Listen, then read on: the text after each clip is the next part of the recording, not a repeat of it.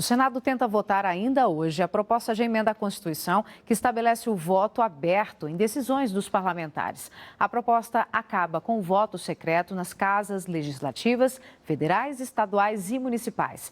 Vamos saber outros detalhes ao vivo com a repórter Michele Chiapa. Boa noite, Michele. Boa noite, Catiúcia. Desde o início da tarde de hoje, os senadores discutem a proposta de emenda à Constituição do voto aberto. O texto determina que em todas as votações do Congresso Nacional, das Assembleias Legislativas e das Câmaras de Vereadores, os parlamentares apresentem os votos em aberto e não secretamente.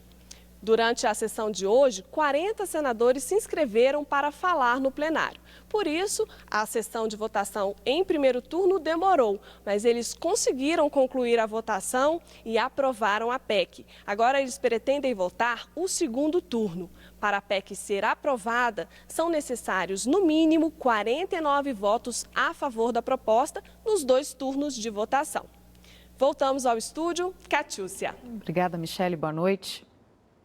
A Comissão de Constituição e Justiça da Câmara aprovou uma proposta que exige ficha limpa para servidor público. O texto estende para os funcionários públicos os requisitos previstos na lei da ficha limpa para os políticos. A mesma regra pode valer também para nomeação em cargo comissionado. Agora, a proposta precisa ser votada por uma comissão especial e pelo plenário em 2 votações, porque se trata de emenda constitucional. E no Senado, a Comissão de Constituição e Justiça da Casa aprovou hoje a proposta da mini-reforma eleitoral. O projeto já havia sido discutido pela Casa, mas foi modificado pela Câmara. Agora, o texto vai ser analisado pelo plenário. 11 destaques foram apresentados pelos senadores Humberto Costa e Pedro Tax para que alguns pontos fossem discutidos separadamente. Entre as questões defendidas pelos 2 parlamentares estão a proibição de contratação remunerada de cabos eleitorais e a retirada da proposta que prevê o parcelamento de multa eleitoral em até 60 meses. Com a criação de uma indiscriminada hipótese de parcelamento de multa eleitoral em até 60 meses, essa sanção a um ato ilícito perde grande parte de seu poder de desestimular a conduta proibida. A vigência das mudanças nas regras eleitorais dividiu os senadores da comissão. Para o relator da proposta, as normas valeriam já para as próximas eleições. Sabe que o Congresso aprova aqui? Não tem validade, mesmo que seja fora da anualidade, mas o TSE pode, a cada eleição, baixar inúmeras dezenas, centenas vezes de resoluções, modificando completamente as regras das eleições. Eu entendo que a posição é mais serena, mais cautelosa, mais adequada. Seria, efetivamente, nós fazermos um grande debate sobre legislação eleitoral, que pudéssemos mudar com profundidade, ouvindo a população, com participação popular, para valer para as eleições de 2016. O presidente da China afirmou que as reformas aprovadas pela cúpula do Partido Comunista serão graduais. O governo anunciou ontem que vai adotar uma agenda de mudanças para a próxima década. O presidente Xi Jinping afirmou em entrevista transmitida pela rede de televisão estatal que as reformas vão ajudar a China a lidar com problemas na economia. Diz também que as mudanças exigem um planejamento cuidadoso e não podem ser feitas do dia para a noite. Entre as alterações anunciadas pelo Partido Comunista está o projeto de dar ao mercado um papel decisivo na alocação de recursos. Para este economista da Academia Chinesa de Ciências Sociais, as lideranças precisam combinar a autonomia do mercado com a atuação do governo, especialmente em setores mais frágeis da economia. O governo ainda não deu detalhes sobre as reformas, mas muitos chineses estão esperançosos. As reformas na economia da China são o tema do comentário de Emir Sader. Sempre que há uma reunião da cúpula do governo chinês, do Partido Comunista da China, se gera uma enorme expectativa e depois uma frustração. Essa vez, a nova direção, pela primeira vez, tinha uma reunião da direção do Comitê Central. E jogou a ideia de que seria uma reunião histórica, épica, comparado com outros anteriores. Por outro lado, os analistas também colocam aí muitas expectativas do que eles gostariam que a China fizesse. E depois o resultado acaba sendo um resultado bem menor, com certa decepção. Nesta reunião em particular, o que houve foi mais uma declaração ideológica, que verbalmente dá mais importância ao mercado do que estava dado anteriormente. Medida concreta mesmo veio só em relação aos camponeses poderem dispor da terra para vender, para se trasladar com mais facilidade para as cidades e ter, inclusive, possibilidade da terra urbana e rural ser taxada de maneira similar.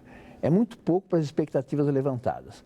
Na verdade, o movimento mais importante já vem de um tempo atrás. Desde que começou a crise econômica no centro do capitalismo, a China se deu conta que pode depender menos da exportação, tem que expandir mais o mercado interno, que correspondia a um movimento interno também de recuperar poder aquisitivo, sobretudo dos setores da população rural que tinham ficado para trás. Isso é o movimento mais significativo.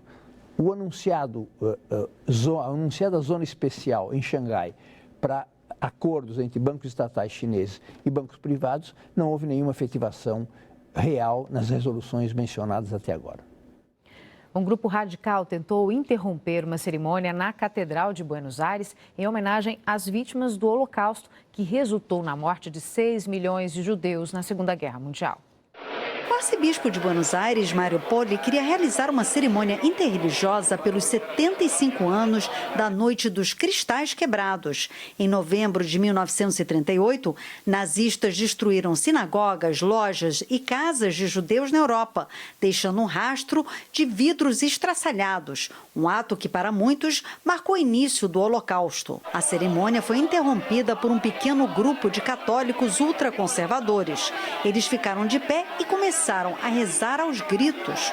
Um deles estava vestido de padre. Uma mulher pedia que calassem a boca, mas um dos manifestantes tomou o microfone do orador e mandou os judeus saírem da catedral. Quem conhece a religião sabe que isso é uma profanação, disse. A Argentina é terra do Papa Francisco, mas também da maior comunidade judaica da América Latina. Não é a primeira vez que católicos e judeus participam da mesma cerimônia religiosa. Quando era arcebispo de Buenos Aires, o Papa Francisco rezou num templo judeu ao lado de um pai de santo. Por isso, a agressão surpreendeu esse líder da comunidade judaica argentina. Ver um bando de nazistas antissemitas destilando ódio na catedral é realmente muito triste, disse ele. Na França foi aberta uma investigação contra uma revista de extrema-direita. A medida foi tomada depois que o governo reclamou de uma capa que compara a ministra da Justiça a um macaco.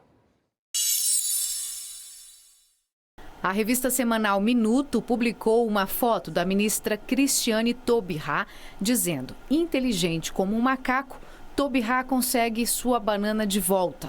Na gíria francesa, banana quer dizer sorriso. A ministra, que nasceu na Guiana Francesa, disse que ela mesma não vai abrir um processo, porque isso só traria mais apoio à extrema-direita. Na África, a Somália foi atingida por 2 catástrofes. Um ciclone tropical castigou o nordeste do país e já provocou 140 mortes. O governo declarou estado de emergência e pediu ajuda internacional. No sul, fortes chuvas causaram o transbordamento de alguns rios. Plantações foram destruídas e milhares de pessoas tiveram de deixar suas casas. O recorde de preço para uma obra de arte vendida em leilão foi batido em Nova York.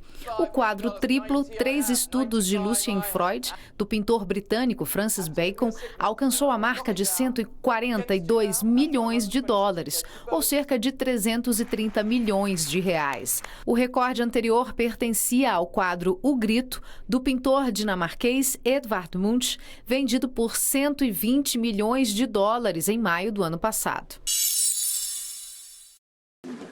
Um raro diamante cor laranja foi vendido por 35 milhões de dólares, ou cerca de 80 milhões de reais, num leilão na Suíça.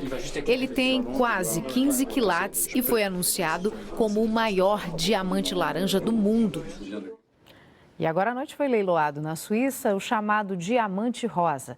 Ele foi vendido por 82 milhões de dólares, um novo recorde mundial para uma pedra vendida em leilão. No Rio de Janeiro, advogados fizeram um protesto para cobrar a volta do documento de papel. Uma falha no sistema eletrônico paralisou os trabalhos desde o mês passado. E a gente quer saber, você se sente seguro com os documentos virtuais ou ainda guarda papéis? Eu costumo guardar porque vira e mexe você tem problema com desvio de documento, o pessoal, você paga e o pessoal te liga cobrando de novo. Então é importante você guardar. Eu costumo guardar, porque eu não confio que pode, você pensa que salvou e não salvou, né? De repente pode acontecer de documento, você achar que chegou lá no destino onde você emendou e não mandou, então eu prefiro me resguardar. Gustavo Rodrigues, de Águas Lindas de Goiás, respondeu: atualmente me sinto mais seguro com relação ao uso da internet. Creio que a segurança está no modo de usar essa tecnologia, mas é sempre bom ter em mãos também o documento físico. Participe, facebook.com/Repórter Brasil na rede. A seguir, o Procon contestou o valor dos ingressos do jogo da final da Copa do Brasil e disse que os preços praticados são abusivos. E ainda, você vai ver um jogo de xadrez diferente em Santa Catarina. Lá os alunos são as peças do jogo. Voltamos em instantes.